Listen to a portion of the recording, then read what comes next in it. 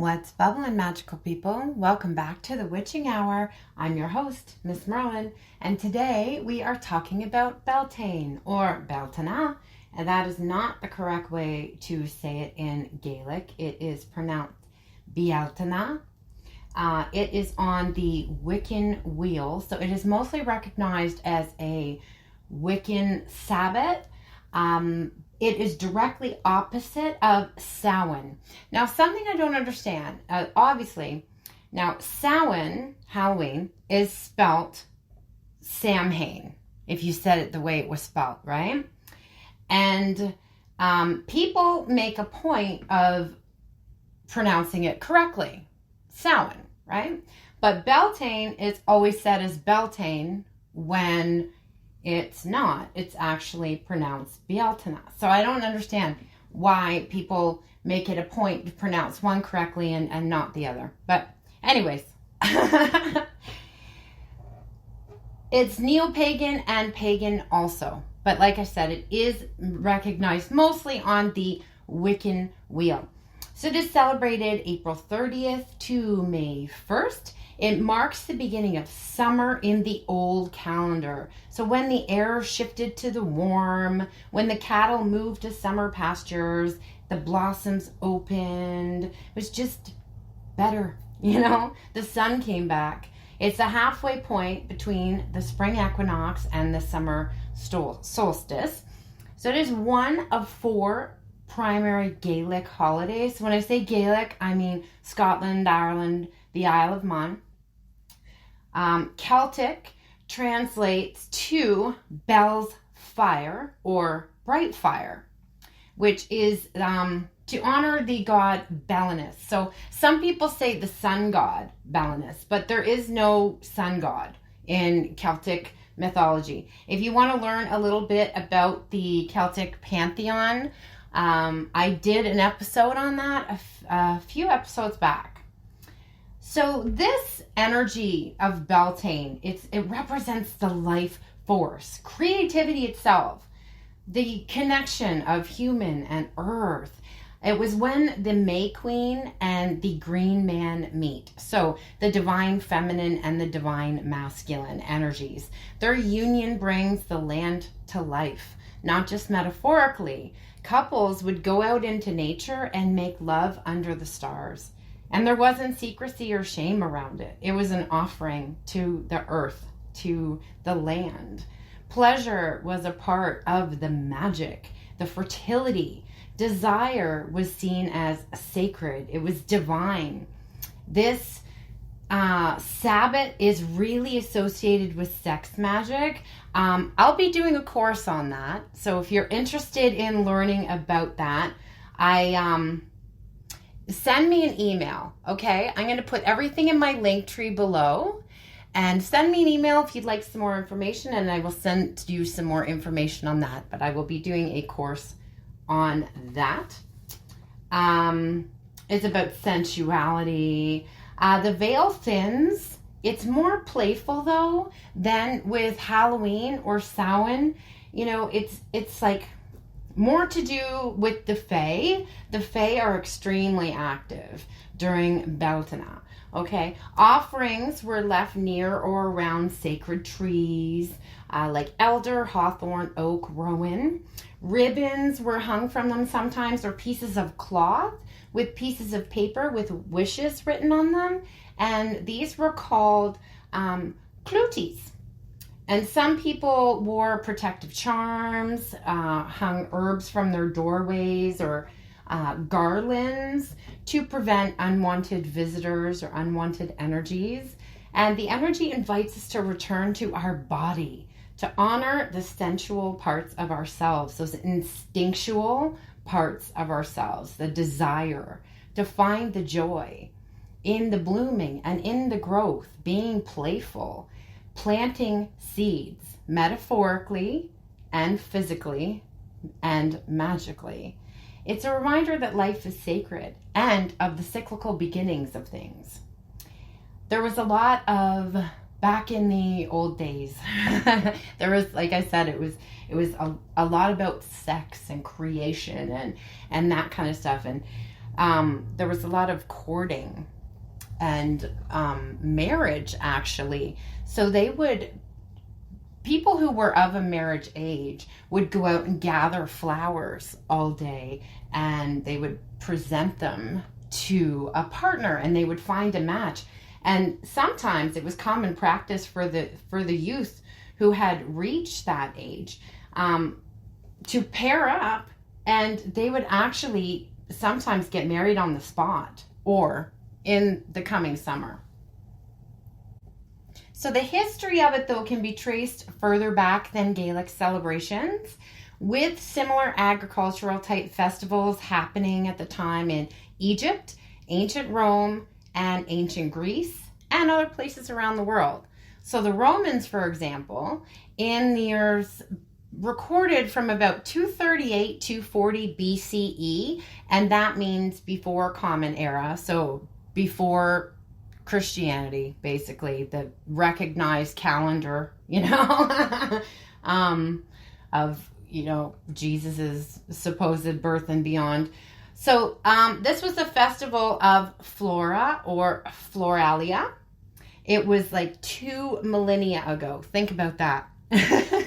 So it was a 5-day festival from April 28th to May 3rd-ish to honor the Roman goddess of flowers, so Flora, vegetation, and fertility. It was marked by gathering flowers, and it was like color. It was all about color. So they set aside their white togas and they replaced them with colorful ones. They wore flower garlands of fresh flowers. They sprinkled seeds in the fields. There was a lot of dancing, games. There was even a tightrope walking elephant. Yep, that happened. It did. There was a lot of pleasure seeking, debauchery, competitive events, theatrical performances, which usually were sexually based. They had a lot of naked actresses and even prostitutes. It was declared to be a Roman holiday by Julius Caesar himself. Of course it was, with all the debauchery. He loved that, if you know anything about him. So historians did record animal sacrifices as well. Modern excavations of some of these sacred sites have uncovered charred bones and things like that. So of humans and animals.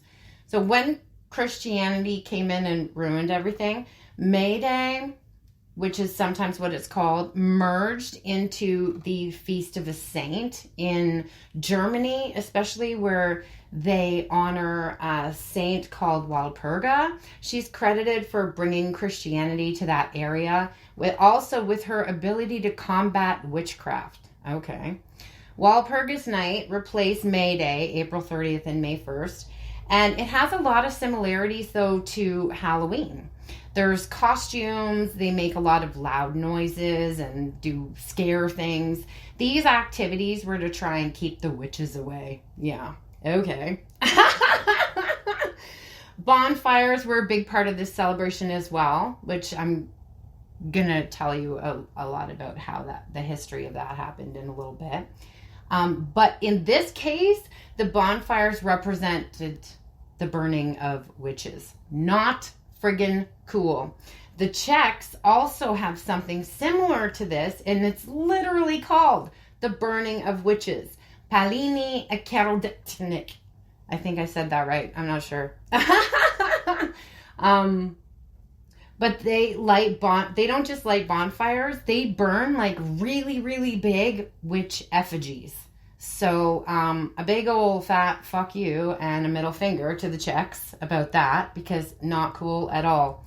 So something similar to Walpurgis Night is also celebrated in Finland called Vappu, with the costumes and things like that. Not as much about burning witches, thankfully.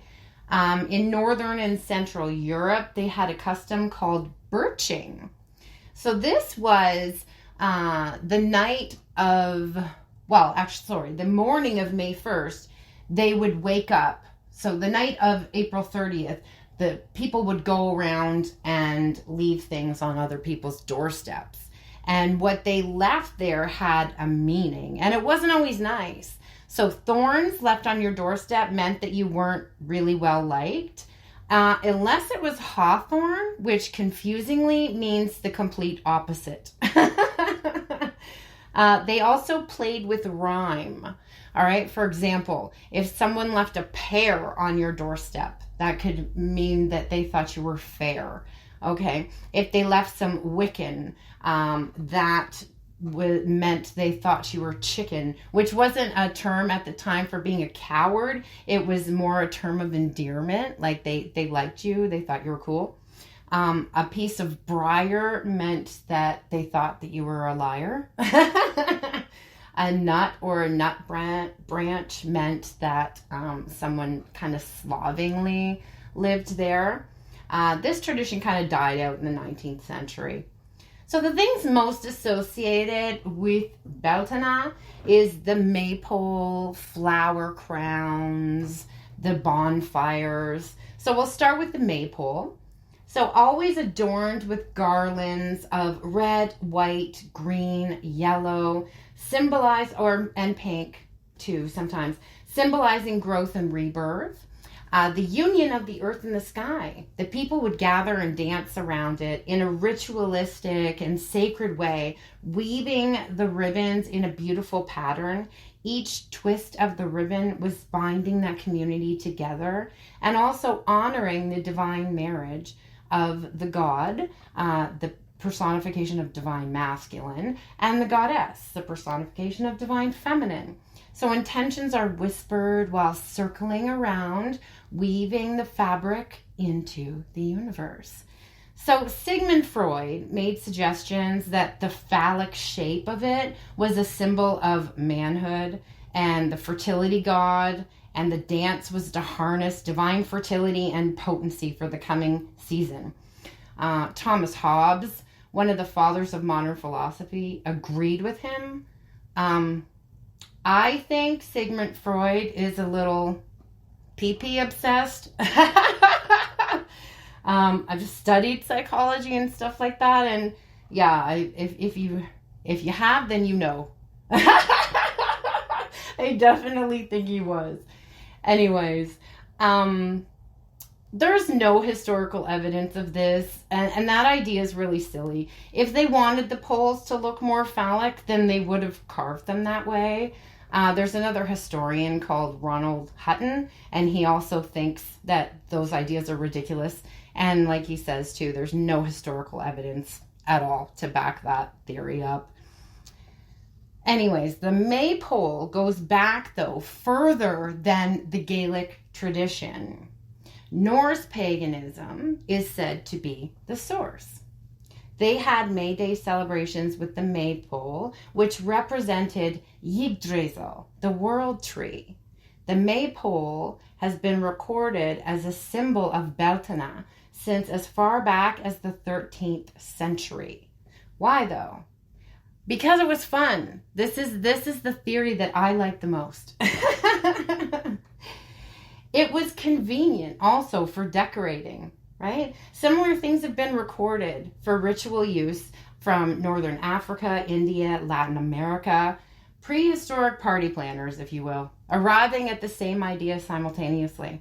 It's like a focal point for dancing and celebrations. That's a theory that I like anyway. So the bonfires. Bonfires are, the fire is the biggest sign for Beltane because it does translate to Bel's fire or bright fire. So the bonfires were spells. People and livestock would walk between two of them, right? They would set the two up, and they would have the druids say incantations over them. And this would protect them from, they would walk in between the two of them, and they would walk their livestock in between the two of them too, because livestock were very, very, very important, right? So this would protect them and the livestock from illness. And then the ashes were actually gathered and sprinkled on doorways, in the fields, and property boundaries. They even put them around cradles to bless and shield and to cleanse. It was written that in ancient times, the druids said these magical spells as the bonfires were lit. It was really cool. You can work with fire to mark any type of transition, consecrate any wishes, burn the old, written intentions when something ends or begins, burning the old version of yourself. You can anoint a candle with some oil and herbs. You can seal your doorways with the smoke of that and charge any magical tools by the firelight. And here is a Beltane poem that I'm going to share with you. So the fire speaks to me and I listen. Flames of the bright one, in shadows deep the fires rise, a dance of spark beneath the skies. The bright one calls his voice of flame, to burn the old, to name the name. The earth awakes, her pulse a drum, through roots and stone her whispers hum. The flame entwine, and lovers vow to light the path we walk now. Okay, so as I mentioned, it is mostly known as the Wiccan celebration, the Gaelic tradition, but there are other associations with different gods and goddesses from different pantheons that really embody the themes of this celebration of fertility, love, fire, and the natural world.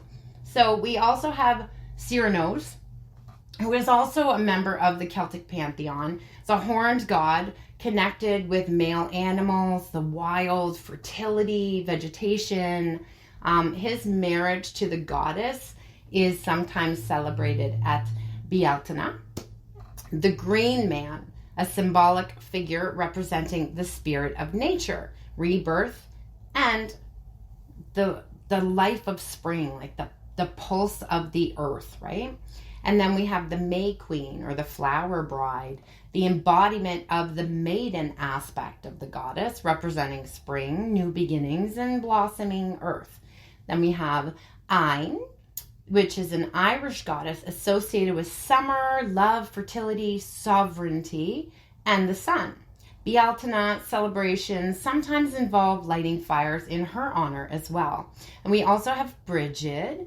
So she's strongly associated with Imbolc, February 1st, with her aspect of fire, though, and fertility, inspiration, healing, and the coming of light halfway through the year also connect her to Beltane. Then we have Rhiannon. In some modern interpretations, this Welsh goddess embodies the aspects of love, sensuality, sexuality, sovereignty, which really aligns with the themes of union and fertility celebrated during this time. We have Sheila na Jig. These figures are associated with fertility and may have been part of the ancient Beltane rites. So in the Greek or Greco-Roman pantheon, we have Flora, as I mentioned above, that big Roman celebration in her honor. We have Aphrodite, Venus. She's the goddess of love, beauty, passion, fertility. The energies really resonate with the themes of union and new life celebrated right now. Artemis or Diana, goddesses of the hunt, wilderness, and the moon, sometimes associated with the spring celebrations due to their connection to nature. Then we have Pan, the Greek god of the wild, shepherds, flocks, nature, rustic music, and fertility. His very wild energy aligns with the spirit of Beltane. Bacchus or Dionysus, wine, revelry, debauchery, fertility, ecstasy. The festivals in spring celebrated the vitality of nature. So there are festivals in the spring dedicated to Dionysus. Not necessarily on the same date, but they resonate with the same energy. We have Cupid, Eros, desire, attraction, affection. This influence is very strong during this time of blossoming love and union.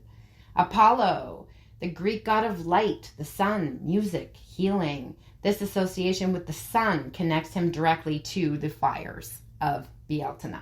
And it is the celebration of the sun returning, right? So in other pantheons, we have, of course, in the North pantheon, we have Freya.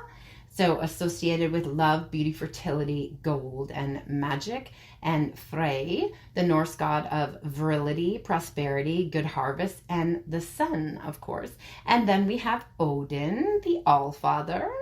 He's often associated with war and wisdom, but his connection to magic and vitality and just the vitality of life and like his like lust for everything, link him to Beltane. And then we have Xochiquetzal. This is an Aztec goddess, beauty, love, pleasure, flowers, and fertility. I hope I say this right. I apologize if I don't. Mambaba Miwana Warisa. This is a Zulu goddess associated with the harvest and spring, the rain. She taught people how to brew beer and drink.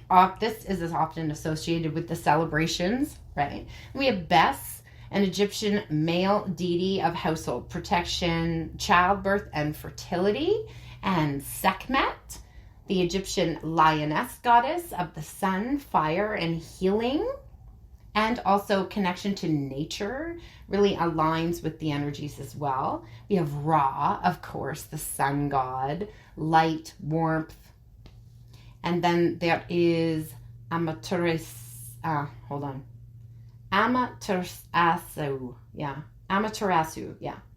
Japanese sun goddess, whose return and strengthening celebrated spring as well. And Lalahan, Philippine goddess of volcanoes and fire. Pele, also volcanoes and fire. And then Kokopele, a male Hopi fertility deity associated with spring, music, and childbirth. And then Baal, also Venetian, primary male god, like a sun god. Then we have Ishtar, who's also kind of associated with Venus and Aphrodite, the morning star. Belongs to the Mesopotamian pantheon, widely worshipped across various Mesopotamian cultures, including Sumerian, Akkadian, Babylonian, and Assyrian. In Sumerian mythology, she's known as Inanna. So Ishtar was a very complex goddess associated with love, untamed grace, passion, beauty, sex, war, justice, political power. She was very prominent in their myths and beliefs. So if you want to connect with any of these goddesses, not that you don't want to connect with the energy of the gods as well, but, if you are a woman, it's more about harnessing and empowering that energy, like really stepping into that kind of divine feminine energy. So if you want to connect with one of these beautiful goddesses, you would ideally do this outside by a bonfire or a fire of some sort, or a fiery candlelit altar or sacred space. If you're indoors, cleanse your space with incense. You can use myrrh, frankincense, orange blossom, lilac, something representing spring. Dress in something that makes you feel really sensual and powerful. Play sensual and empowering music or frequency. If you'd like to cast a circle by walking around your altar or bonfire 3 times clockwise, here's something you can say if you'd like. I cast this circle of flame and bloom in, insert goddess's name. I claim this room between the worlds where magic stirs. I walk the path that was once hers. Then you're going to light a red or gold candle and place it in the center of your sacred space there if you're indoors, okay? Around with your offerings and stuff surrounding it. I'm going to get to that in a moment. And then you're going to tie a red ribbon or sash around your waist slowly and intentionally.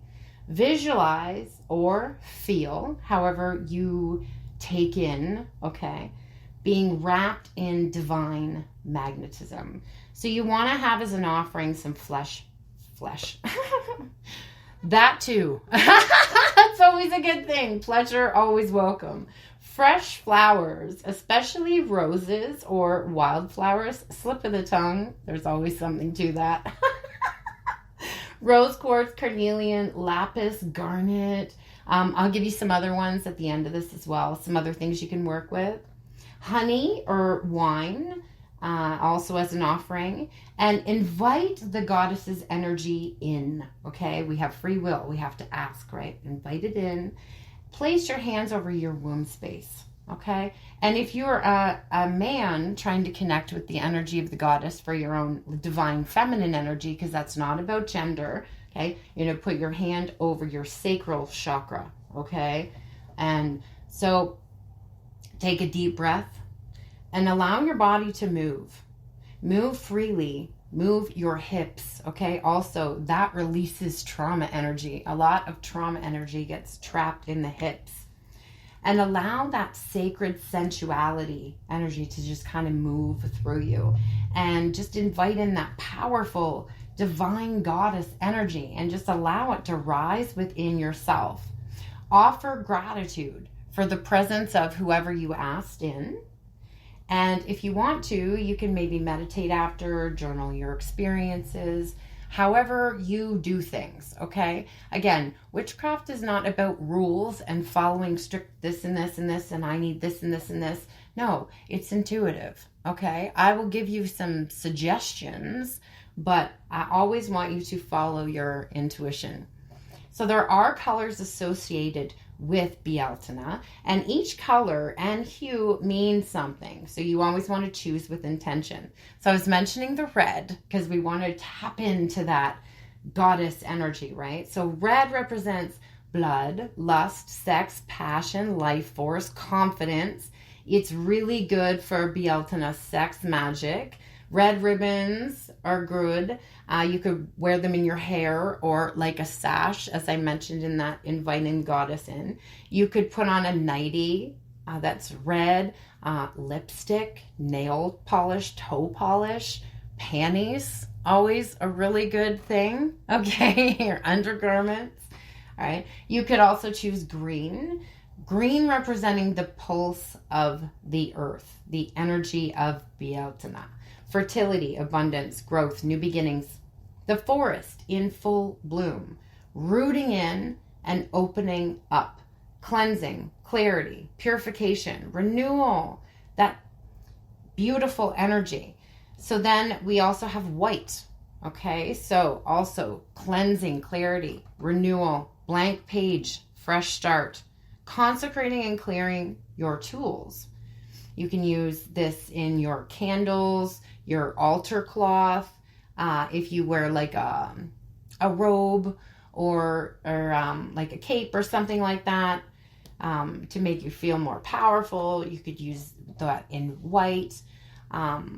Pink, representing gentleness, sensuality, softness. It's so soft and romantic, the color pink, right? It's great for self-love spells, Venus vibes. You want to use maybe some rosebuds. You're calling in the sweetness or affection for self-love and from others, right? Then we have yellow or gold, so the solar energy, confidence, creativity, joy, warmth, personal expansion, play, pleasure. So you can also tie cloths in these colors or ribbons in these colors to trees. You can use them as altar cloths. You can wear the colors on your body, like I mentioned, or your nails, your toe polish. Candle magic, of course. I will also be teaching a little candle magic thingy on my Patreon. So that's over on TikTok. I'll be starting that up on May 14th. So look for that. Again, all links will be in my link tree, which will be in the description box underneath wherever you are listening to this podcast. So if you want to use some crystals for the energy of Beltane, remember crystals are a new age thing, but they are little powerful energy things, right? So we can use them to amplify and really tap into the energy. So these are not really ones that hold like hold the color, but maybe more so in the essence of the Sabbat itself. So we have carnelian, which is orange, which is like pure Beltane heat. It's fire energy, sacral chakra, your sex organs, movement, passion, desire, creativity, helping you return to your body, especially if you've been feeling disconnected or maybe blocked from your sensuality or your power, because we manifest from our sacral chakra. A very cool trick. You can charge your carnelian in the flame of a red candle. All right, for the Beltane energies, if you're going to use it, charge it up first in a red candle, in the glow of that. Yeah, don't put it directly in it. You could. It probably wouldn't hurt the carnelian, but you might get like soot on it and stuff. You don't want to do that. So just in the light is fine. Then we have moss agate, which is really beautiful. And it is, of course, in the greens and whites there. So it is along with the colors. It brings in abundance, it's connection, it's the frequency, the pulse of the earth itself. Brings in fertility, growth. You can also bury a piece of it for an entire cycle of the moon. You could put it in your plants. It's really good for plants. Its energy is really, really healthy for them. When you're planting seeds in your garden or in life is when you can also work with that one. We have rose quartz. So healing of the heart, unconditional love. It's tender, it's gentle, it's nurturing. Such a pretty stone. I love it. It's the first crystal I ever had and I was drawn to as a little girl. I saw it in a craft store or something. I was like, I have to have that. It's about sacred receiving, love, romance, surrender, erotic safety. So you can use it just holding it in your hand. You can put it on your sacred space. You could make a bath with it with some nice rose petals and some oils. So it is safe to go in water. Don't put crystals in water unless you know that they can go in there, okay? Because some of them can't. So that's not always the best way to cleanse them. If they're not good in there. And some also are dyed. So you want to make sure that it's not a dyed stone that you're putting in your ritual bath. And then we have amber, which isn't actually a crystal. It's fossilized tree sap or tree resin. If you've seen Jurassic Park, you'd be very familiar with that. It was the whole way that they got the DNA in the first place from the mosquito trapped in the tree sap. So it's very protective, but it's so cool if you think about that, right? Because that resin or tree sap dripped down that tree. So anything that was on that tree, like pieces of little tiny pieces of the bark and, whatever was flying around in the wind that day, from so many millennia ago is inside this little piece of awesome, Anyways, it's very magnetic. It really resonates with soul deep desire. It's really sensual. It's like honey and sunlight and heat in a little stone. It's magnificent. And it has all those energies, like I said, of millennia. Many ancient cultures believed it was literally the sun's rays trapped in a little stone. You could wear it. You could put that on your sacred space with an offering of maybe honey to draw in some sweetness. And as always, like I said, choose what you're intuitively guided to work with. These are just suggestions. You don't have to take my suggestions. Just go with what you want to use.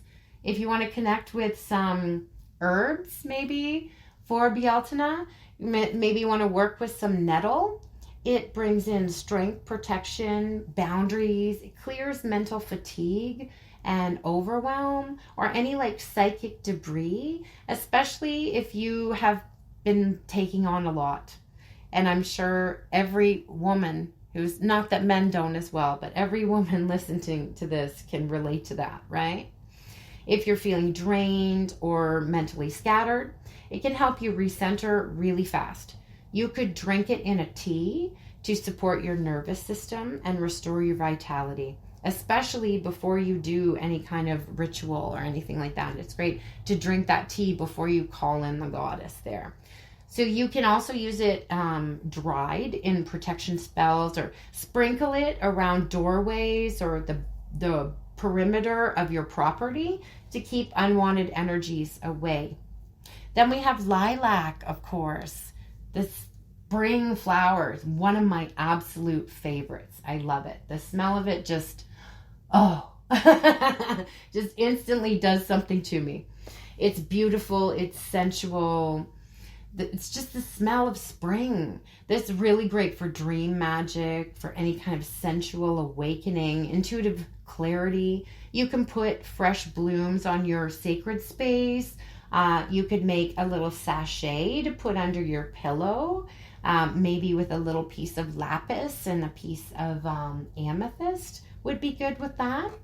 You could use the scent of it just for meditation. Like I said, like just smelling it like heals something inside me. I can't even explain it. But then we also have dandelion, which is not a weed. Dandelion is awesome, and it's really, really, really healthy for you. It's all ruled by the sun, of course. It supports clarity and confidence, emotional release.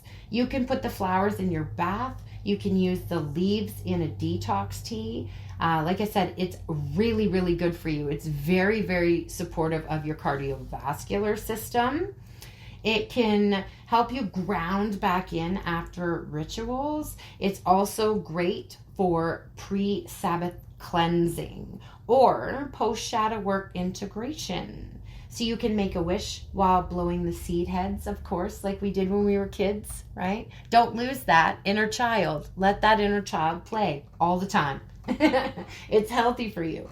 And then we have thyme, which strengthens courage, raises energy. It enhances fire magic big time. You could burn it on a little charcoal disc for transformational work. You could put it in your ritual baths to boost your confidence, or you could infuse it into an oil to anoint yourself, or tools or candles.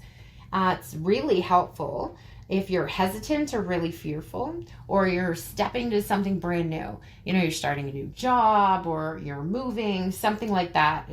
That's a good time. You want to be working with that. And hawthorn too, which is sacred to Beltane. It's linked to fertility, protection, and it's really sacred to the Fae as well, which are very important to Beltane. It's heart healing. It's good for bold desires. You want to use the blossoms for love or union magic. You can tie a piece of red cloth to a branch as an offering of the hawthorn tree, and you can use dried flowers in a charm bag or in a simmer pot. And remember, if you're harvesting, you always need to ask the planter trees permission, especially the hawthorn. It's a boundary plant, and it has a very, very, very strong spirit presence and fae presence, and you don't want to piss off the fae. Okay? Yeah, they're not just happy fairies, you know. Tinkerbell, I was just going to say they're not like Tinkerbell, but I was going to say they kind of are. Because Tink's got an attitude. Like, you don't want to make her angry, right? So, yeah, a little bit. So they're alive, the plants and the trees, and they can hear and see you. I don't remember when I mentioned it, but I did mention it. I did find out that really cool fact about trees and plants. They try to telepathically connect with you to let you know what they need, if they need water, or, you know. But that's why they say it's a good thing to talk to your plants, because they're living beings. They're in your home, you know, and to make them feel welcome and make them happy. It's not silly. So if you don't really have the energy, you know, or you don't really feel, you're not really feeling it, you know, because that happens a lot. You might feel low vibe. Don't pressure yourself or feel overwhelmed to do some big ritual or think you should be doing something, okay? You can plan something too, and then the day comes or the time comes and you're just like, I just do not have it in me today. That's okay. It never makes you any less of a witch if you don't have all the things or you don't do all the things, okay? Like I said, it's not rules and stuff, okay? A lot of people get lost in the stuff. So the simple things you can do, you can light a candle, just honoring the energy of fire, because Beltane is a fire festival. So light it for protection, purification, to bless the season ahead. You don't need a whole bonfire, okay? You just use one red candle. That works. Whisper your wishes and desires into your morning drink too. And stir it 3 times. Hold it in both your hands and whisper your intentions into it. Clockwise 3 times, all right? You can just go outside. Observe the changing of the seasons, the waking up of the land. Put your feet on the ground. Feel the heartbeat of the earth. Put your hands on a tree. Feel the energy of it. Go and talk to your plants, like I said. You can get crafty because Beltane is all about creativity, right? Sacral chakra. So, passion. Do your favorite creative thing. Also, wear the colors, like I mentioned earlier. The colors, the colors in your clothes, or put a ribbon in your hair, or paint your nails or your toes. Something simple like that. You don't have to do big, elaborate, extravagant things. Plant a seed, not just in the soil, but in your soul. Okay? This Sabbat is the most fertile time of the year. That's what it's all about. It's literal creation energy. Harness it. You can. Write something down. Or write down something you want to clear. Okay? You can even take your little desire that you wrote down and plant it in the ground with the seed. And you think about it this way. Every time that you water it, you're nurturing that wish or intention. Or you could just keep it on your altar, or you could burn it in your little Beltane candle, or if you have a fire, something like that. You could also do some fire scrying. That's very easy and simple too. You just light a candle, or if you have a fire going outside, or if you have a fireplace or whatever, you just soften your gaze and you just allow the flame to show you whatever it shows you. You may have feelings, you may see pictures in it or visions in it, or it may dance in a certain way or certain pattern, okay? Pay attention to those things. That is fire scrying. It's not as difficult as people make it sound, right? And everybody has a first time to try these things, so allow yourself to do it, right? I think a lot of us struggle with perfectionism, whether we realize it or not. And we don't want to try something because we're afraid we're not going to be perfect at it that time, or we're going to fail, or, we're going to look silly. But you're doing this by yourself. How are you going to look silly? And you can't look silly anyway because, again, like I said, it's not about following rules. It's intuitive. That's the most powerful magic. It comes from your soul, what you're intuitively guided to say or use or do. All right? So don't put so much pressure on yourselves, especially if you're just starting out. Allow yourself space and grace to learn. Okay? We all started. So some other rituals that are very, very popular for Beltane is beauty magic. So it's the morning dew face wash. So before sunrise on Beltane, you want to go barefoot and anoint your face, especially your third eye, and your body, if you want to, with morning dew. I like to put it on my womb chakra as well. So on your face, it's for radiance. It draws in that essence of spring and blossoming and blooming. It is said that you'll be beautiful and radiant for the entire year to come. And you can say something like, I anoint myself with the breath of the earth. With each drop, I rise into beauty. radiance, and wild becoming. And then just feel the moment. If you can get the dew off a hawthorn leaf, even better. This is earth medicine and magic. It's shamanic stuff at its best.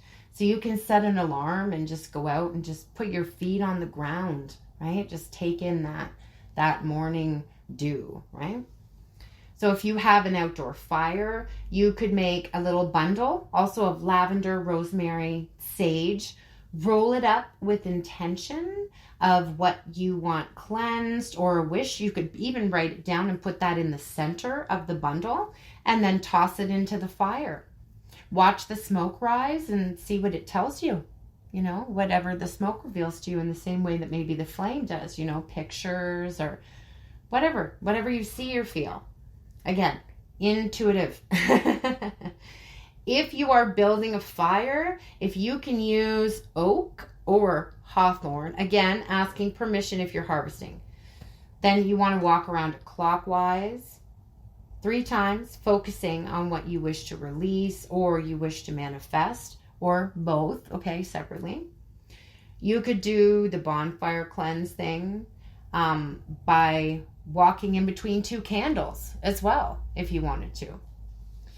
So also flower crowns. Flower crowns are a huge association with Beltane. So you could make one of those out of daisies or roses or whatever, wildflowers, and wear it to honor the goddess, honor the feminine energy.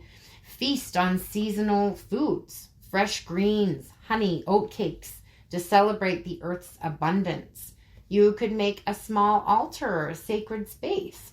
Just a candle for fire, so a red candle for fire, a green cloth. You could even like use a napkin, okay? Whatever, for representation of the earth. And you could put a small maypole in the center as a centerpiece, or like a crystal tower or something like that representing the maypole.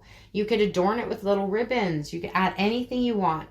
Again, anything you're intuitively guided to. I like to use bee pollen at this time of year, honey, oak leaves, hawthorn leaves, or blossoms. And I like to end my Beltane celebrations by leaving an offering of milk and honey to the Fae and to the earth. And I leave that at the base of an oak tree or a hawthorn tree is good too. So whatever. And if you don't have either one of those around, it's fine, whatever. If you just want to pour a little bit into the ground, that's beautiful too. And always offer your gratitude to the earth. So, yeah. So those are a couple ways to celebrate, and a little bit of the history and where Beltane comes from. And I'm actually going to pull a couple cards for you from the Beltane Oracle.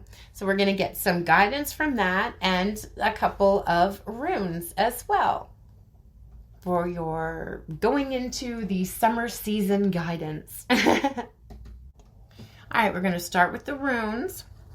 I have my little bag here. I'm not looking, I just have my hand in it. And I'm just going to pull out the ones that I am guided to grab here. All right, so the first one that we have is Aruz. So this is about building power, right? Stepping into your personal power, your personal strength. And this is right along with the energies of what we should be seeing right now. So this is really, really good. Now, it's more about stepping into our authenticity unapologetically as well, right? Not caring what people have to think, what people say, what people's expectations of us may be, because a lot of us surrender those things due to early childhood trauma or feeling the need to fit in, or again, because, you know, family pressures, things like that.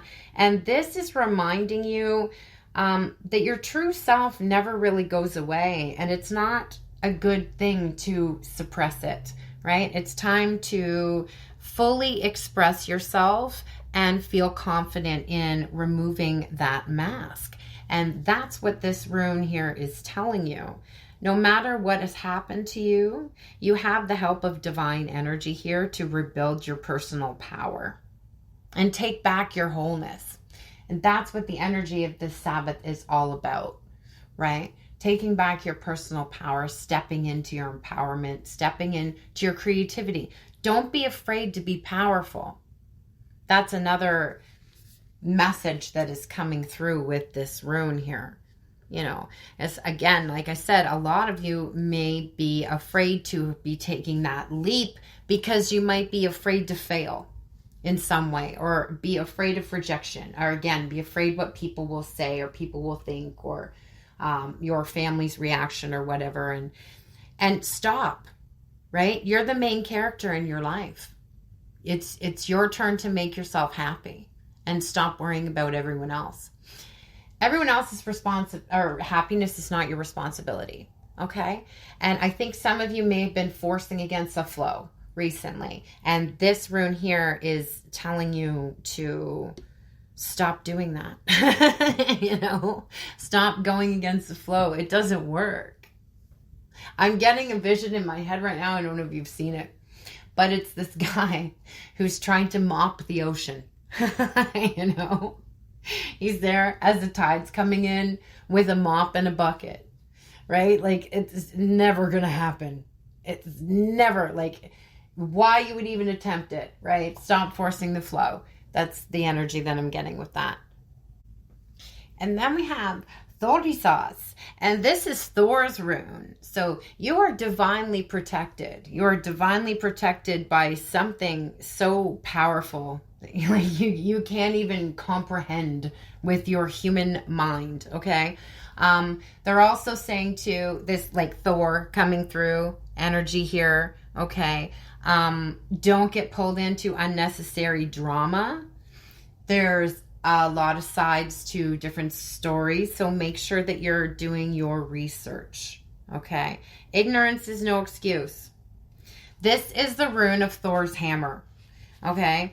It's not just a silly, dull instrument, all right? We use it here to smash ignorance. And we're smashing small-mindedness, right? Smashing away anything that is blocking our paths, any untruths. This is solidarity. It's acknowledgement that we have the wisdom and tools within us. We don't need anything outward, right? Like, validation is only needed for parking. That's just what I keep hearing. So this is about courage, to overcome any hesitancy, right? To move forward. I think that's what's happening here. There is a goal or some action that you want to take, and you might be a little fearful to do so, right? Because of rejection or fear of failure. And you have Thor's presence here with you, even if you don't really know anything about him, okay? Or you don't resonate with the Norse gods. That's okay. He doesn't care. He's still there. Okay? His energy's still there and it's still protecting you. All right? Very cool. And I love Thor. He's one of my favorite deities. I work with him a lot. I just recently made some little deity hearts because like I said, I'm eclectic pagan. So there are different deities that I honor on different days. I have a bunch of different altars in my house, each for different things. There is one I change out on the daily. So to make the task a little easier with the offerings, I condense them all in really pretty little resin hearts that have the crystals kind of associated with the energy essence of that deity, herbs and little things that also are associated or sacred to them. So I just kind of plop that on my altar with the candle color associated to that day, and bingo bango, I'm good to go. So I am actually doing custom ones of those. So if you want to see what those look like, check out my socials. Again, it will be linked below. And the last rune we have is the blank one. And I knew this was going to come out because this is exactly the energy of Beltane. Creation, right? Plant your seeds, metaphorically, magically, and physically. All right? This is the time. This is the energy, okay? Also, if you are trying to conceive, a baby too, this is a good time for that. All right, this would be a good blessed time for that, to have the goddesses on your side for that. If that's something you've been struggling with, I was just kind of guided to say that. So if there's someone out there who's been struggling with that, know that whoever you are praying to or connecting to is hearing you. Okay, it wasn't the right time. Okay, but it is the right time now. So get on that and have fun. All right, so now we're going to look at the Beltane Oracle. And the one that I'm going to be using is by Lorraine Anderson and Juliet Diaz. The runes that I used were handmade by me. The ones that I chose to use today are the ones I made in honor of Freya. They're infused with tiger's eye and pyrite and kitty whiskers, black cat whiskers. Ethically, okay, they were naturally shed. Don't ever, ever, ever cut your cat's whiskers. It's really good luck to find them. So, yeah, if you want to check out any of my rune sets, they're also on my social media. So we were just talking about the maypole in the information there, and we got the maypole card. All right, so it says here, I am fertile in what I seed, for there is reason to dance, and I drink upon the riches I receive. Yeah, so don't wait for your happiness to find you. You can choose to be happy right now in this moment. Sing, dance, spend time with loved ones, and celebrate just because you're alive and you can. Focus on enjoying life and doing what gives warmth to your soul. The situation that you've inquired about is still developing, and no amount of stress or worry will fix any of your circumstances. But you may find yourself with a sudden spark of inspiration once you allow your doubts to fall away. Solutions can come in the most unpredicted way, and will often do so when you give your fears to the universe so you can go and play outside. I love that.